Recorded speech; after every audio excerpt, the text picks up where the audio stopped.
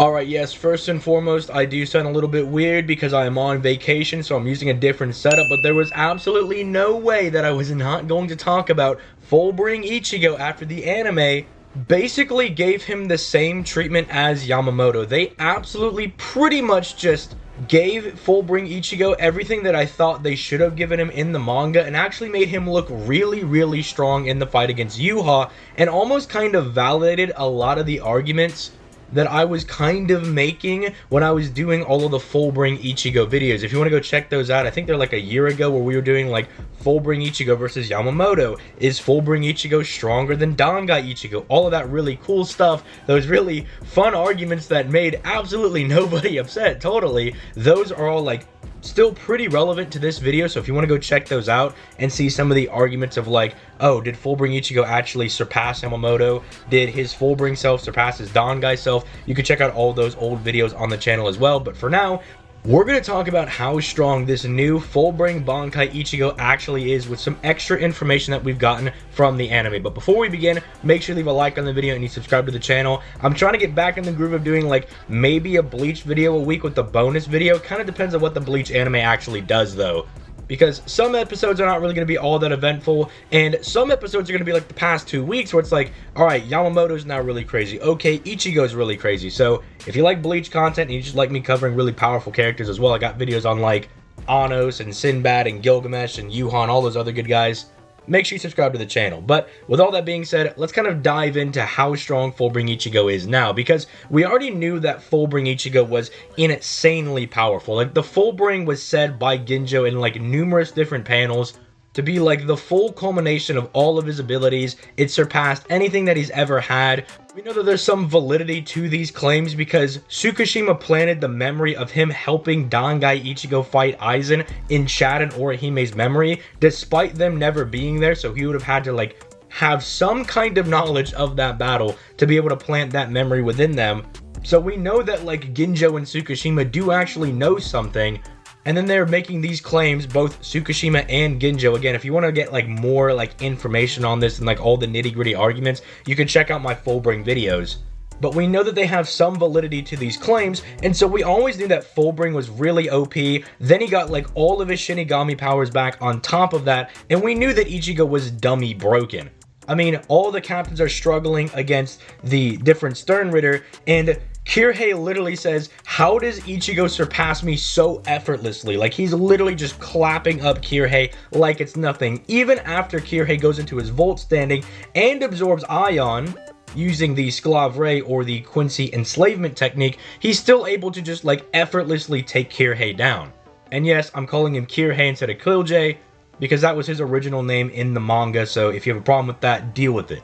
But regardless, we always knew that Fullbring Ichigo was really strong because also in the manga, right after Yamamoto falls to Yuha, Ichigo comes in and he has a little bit of a scuffle with Yuha, and it was like, okay, Ichigo's like kinda strong, especially after kinda getting his blute. He may be on that like Yamamoto level now, and it was really unclear, but now we have like way more statements that kind of iron things out for us. So for one, Yuha actually confirms that Ichigo is exhausted after trying to like expend all of his spiritual pressure to escape Kirhei's jail. So we actually know that he's not in like tip-top condition. I mean, go figure, the dude is like looking pretty exhausted and everything. So I mean, that should be obvious, but now we have Yuha, like one of the strongest and smartest characters in the series, confirming it for us. And yet, Ichigo is still able to go like a couple of clashes with Yuha before being forced to the ground. The reason this is significant is that he's not just getting blatantly one-shot. Yes, I hate to do this to my boy Yamamoto because he did just kind of get axed out of the series in the last episode. Well, technically in this episode as well, but that is better than at least a tired base Yamamoto with like his Shikai at the very least was able to do. But here's why this is even more interesting. We actually know that this Yuha is as strong at the very least as Bankai Yamamoto, because we know that in order to steal a Shinigami's Bankai, you need to at least be relative to them to be able to steal it. Meaning that through this kind of chain scaling, we're able to see that Fullbring Bankai Ichigo is relative in some capacity to Bankai Yamamoto. Now, you could say that that is a Bankai Yamamoto that is exhausted, because in the last episode, Yuha does say, "You have exhausted yourself fighting my clone, and I'm going to steal your Bankai." So you could say that like Bankai Ichigo is relative to like a exhausted Bankai Yamamoto, but the issue I have with that is that Ichigo is also exhausted. He's literally expunged a lot of his spiritual pressure in order to escape Kirihei's jail, or at least kind of absorb the Quincy Ryatsu that then allowed him to escape the jail. And so it's kind of like if you want to say, well, it was a exhausted Bankai Yamamoto that Yuha is kind of stealing, and then Ichigo is then able to fight. For one, Yuha then just like one-shot him and took it casually. It wasn't like he struggled to do it at all.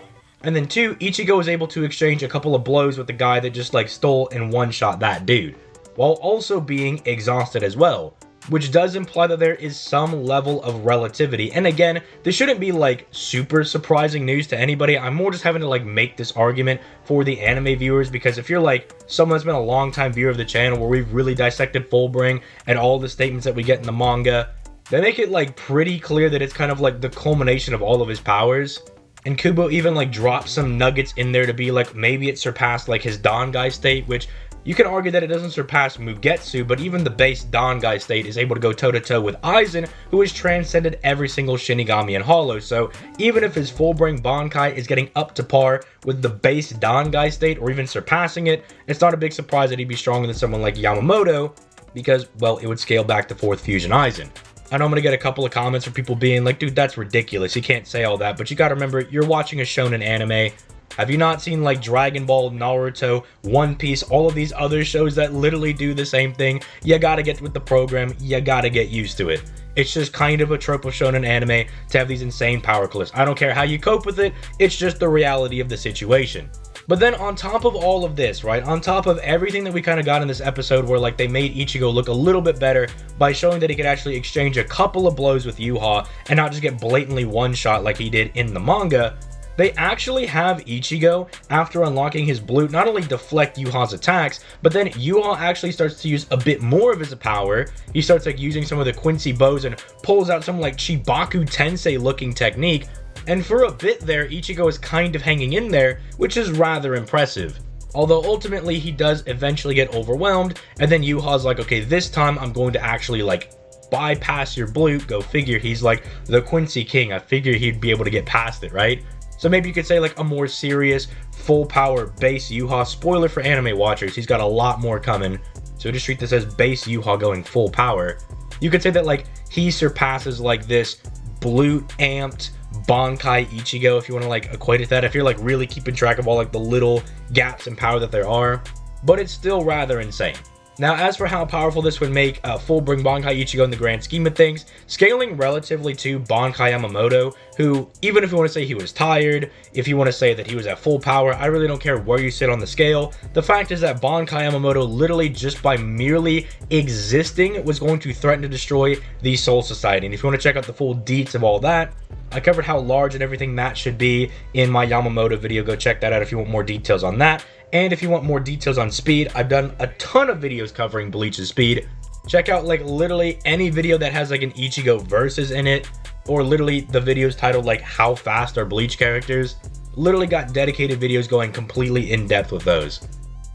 But yeah, that's pretty much it for Fullbring Ichigo. I thought this was a really good episode. I like how they are expanding on these concepts of the series, and they are like making things more crystal clear and more cut out. And I'm really looking forward to see what they do in the future. If you enjoyed the video, make sure you leave a like, make sure you subscribe. If you have any versus matches you want to see with any of the characters that I've covered on the channel, be sure to drop those in the comments down below.